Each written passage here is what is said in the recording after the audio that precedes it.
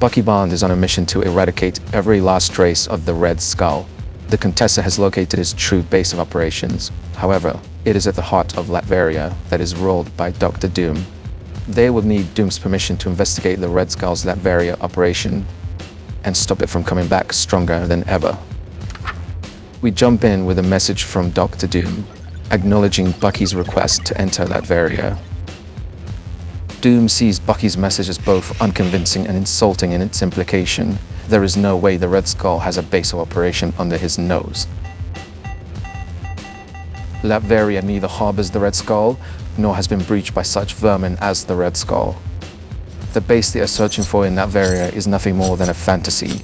Doom sees this request as a way to manipulate him in opening his borders to this agent of war. The request for freedom to enter Doom's airspace is formally denied. Know that any attempt to infiltrate that Lateria airspace, the only thing left of your so-called revolution within 10 minutes of detection, will be ashes.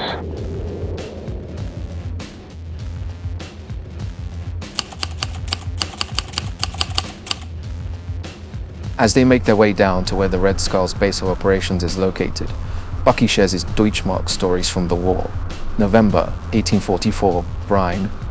We were marching on Castle Zemo, but the drawbridge goes up and we are locked out. We spend a week trying to get in, but nothing works, so we are waiting him out. Steve, Dugan and Bucky, along with a whole platoon of GIs, march on Castle Zemo. In that platoon, there's a guy called Chick. He is an ex-boxer and gets on with Steve like pork and beans. Locals there are friendly enough to not be classed as a threat. So, Chick finds out they got a beer house and manages to drag Bucky, Steve, out to the beer house. At that point, I had never seen Steve down a cold one, so I wasn't going to pass up that opportunity. But the bartender at the beer house won't serve us. We offer to pay, but the bartender only knows 3 words. No dollars, Deutschmarks.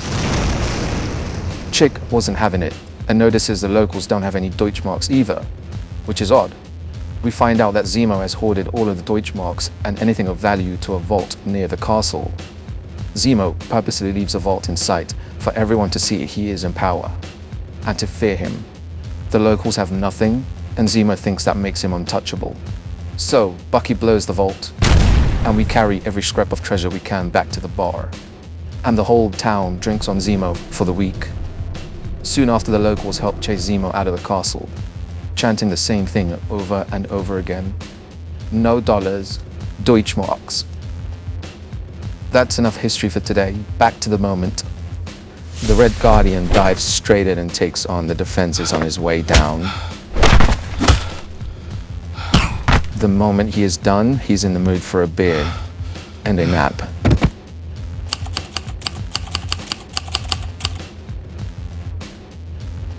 A message of the Tanai system quarterly welcomes the Thunderbolts. They witness what 80 years of the Red Skull's imagination has got up to. He has been unseen by different heroes over the decades, and of course the ever-ignorant Doom. Come face to face with the master of hatred.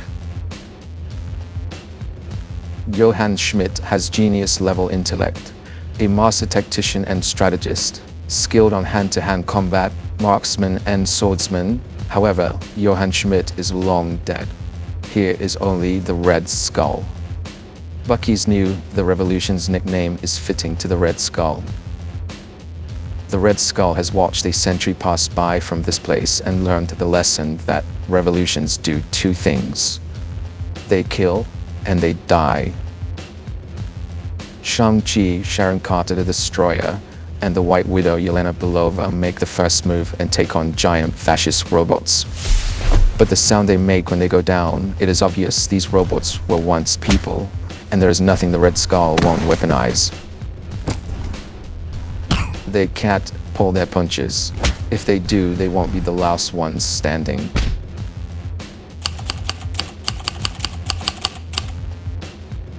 Bucky, Contessa Valentina, Allegra de Fontaine, and US Agent John Walker punch their way to the front to get closer to the Red Skull. However, the Black Widow, Natasha Romanoff, is the first to the front.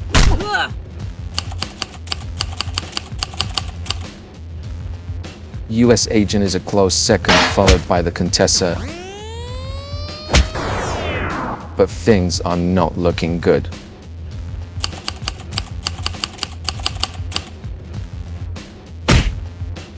It's Bucky's turn. Bucky's not the same kid the Red Skull fought. But is it enough?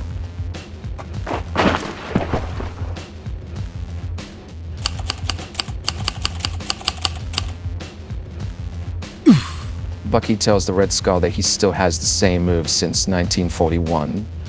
Violence, hate, menace, more violence. None of it worked. Cowering in the darkness. Time to step into the light. They are out of time, and it is time for the final stage of the plan. To run. Nothing but more speeches. Little good they do to help the Thunderbolts against the Red Skull. They are no match against him alone. Yelena takes out the device for the final stage of the plan. Hydra tried to make Bucky an assassin, but Bucky learned a little something from the Red Skull's playbook along the way. Bucky has taken the Red Skull's secrets away. His money, his power, and has found the Red Skull's last hiding place.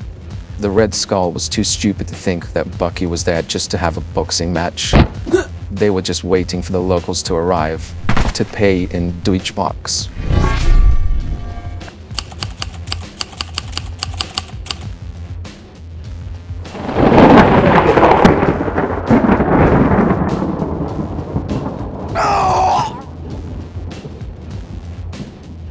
As foretold, no one stands against Doom.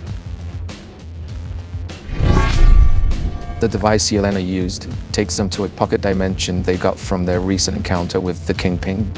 Contessa Valentina Allegra de Fontaine got tech envy the moment she saw it, took it and put it to good use. An incoming call from Doom is not what they were expecting in this pocket dimension. Doom tells them the mistake they made today will have consequences. Doom does not take kindly to being used as a tool, a weapon. Bucky's response is not one Doom was expecting. We are all tools in someone else's war. That doesn't make you a weapon. It makes you one of us. Congratulations, Dr. Doom. You're a Thunderbolt.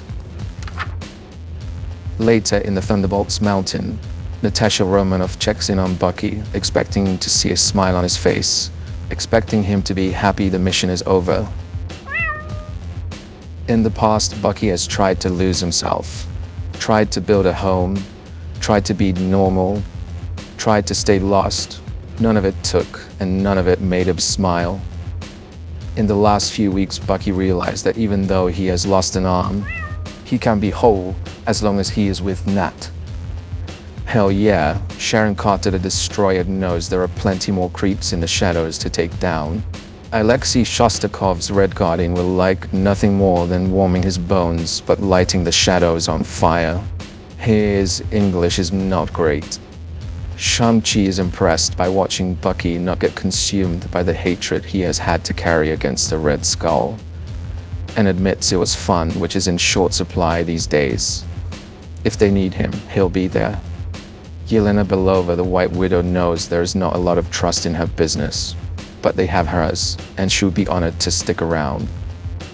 US Agent handwrites, "This ruled, more please."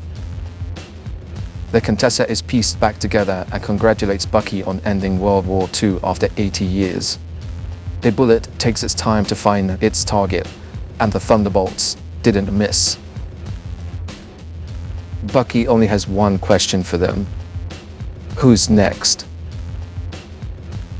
Comment below on how you think the Thunderbolts dealt with the Red Skull. And how will Doom respond to being used as their weapon? You can find out more with future videos here by liking and subscribing to our channel. And check out our related merch with links found in the description. Now, thank you for watching. I hope you had a good time viewing the video, and we'll see you on the next one.